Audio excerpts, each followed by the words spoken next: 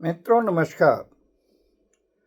आज मार्गशीर्ष शुक्ल की एकादशी है, जिसे मोक्षदा एकादशी भी कहते हैं।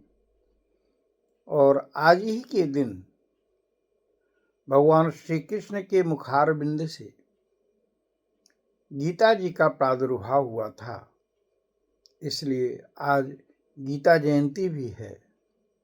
आप सभी को गीता जयंती की और मोक्षदा एकादशी की शुभकामनाएं।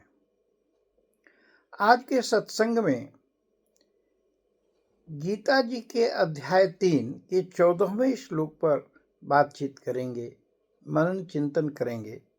आप लोग उसे एंजॉय करें।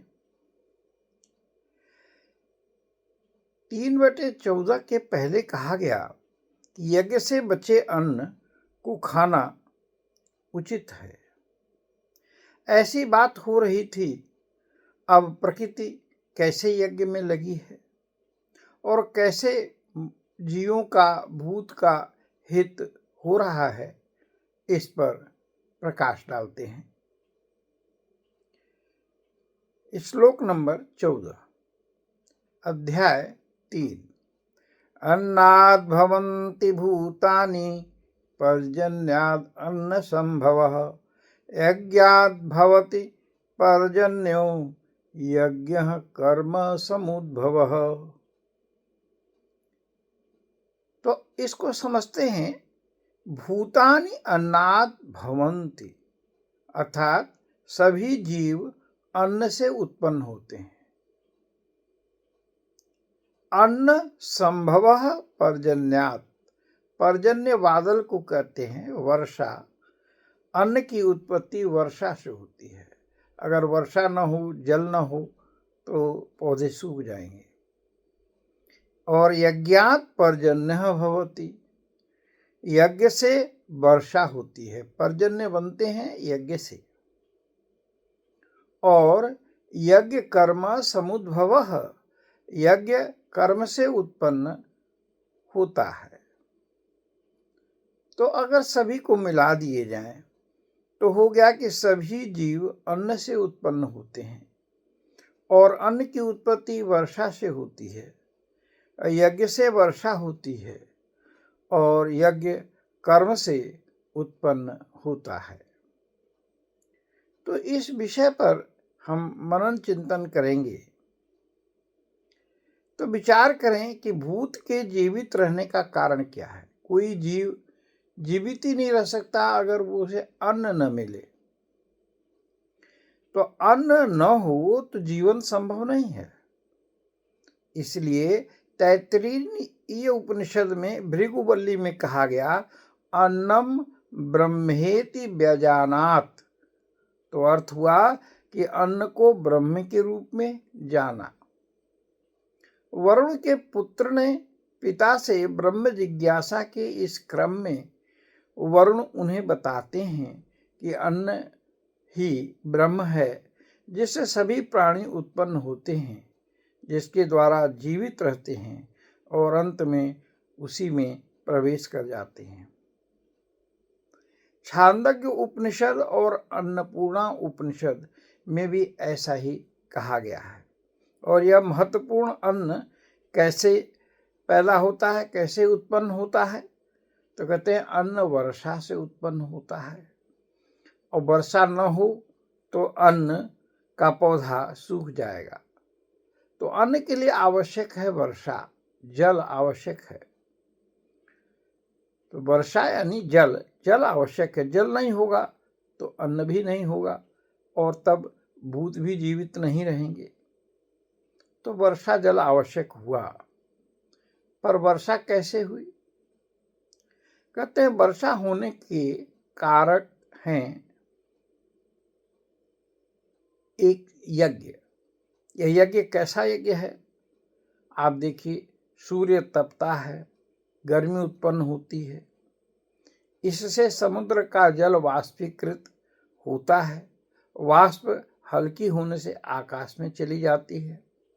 वायु ने उसे ठंडा किया और फिर जल के रूप में बरसात हो गई। तो कौन कौन से कारक हुए? सूर्य हुआ, समुद्र हुआ, आकाश हुआ और वायु हुआ। जो यज्ञ में हम घी डाल के और साकरा डालते हैं उसमें भी 4 ही होते हैं। तो सूर्य, समुद्र, आकाश और वायु, इस प्राकृतिक यज्ञ में ये हैं 4 कारक। ये स्वार्थ रहित होकर के जनहिताय कर्म करते हैं, इसीलिए यह यज्ञ है। ये यज्ञ कर्म कौन सा कर्म है? जो जनहिताय, सर्वजन सुखाय कोई काम किया जाए वह यज्ञ हो जाता है। यज्ञ को अंग्रेजी में सैक्रिफाइस भी कहते हैं। हमने अपने सुखों का, अपने धन का सैक्रिफाइस किया। किसके लिए किया? लोगों के सुख के लिए, जनहिताय जन सुखाय किया। अस्पताल बनवा दिया, यज्ञ हो गई। तो अस्पताल में सभी लोग उसकी दवा का लाभ लेंगे। तो ये जो चारों मिलकर के वर्षात करते हैं, यही यज्ञ है। तो प्रकृति भूतों के हित में सतत कर्म करती है। प्रकृति की कृपा से अन्न हुआ तब हम जिंदा हैं, अतः हमें बदले में प्रकृति के साथ भी हित करना चाहिए। प्रकृति का हित करना ही प्रकृति का संरक्षण है। पेड़ काटें तो पेड़ लगाएं, नहीं काटें तो भी लगाएं।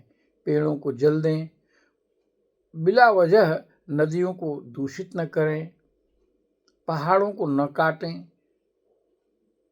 नदियां उथली हो जाती हैं, उसमें से सिल्ट निकालना चाहिए। अगर हम ऐसा सब नहीं करेंगे तो प्रकृति हमारे लिए जीवन दायिनी है, वही जब रुष्ट हो जाएगी तो जीवन हर्ता भी हो जाएगी। कर्म से प्रकृति से ने निस्वार्थ कर्म अर्थात यज्ञ किया, तो यज्ञ का मूल हुआ जनहिताय सर्वभूत हिताय कर्म।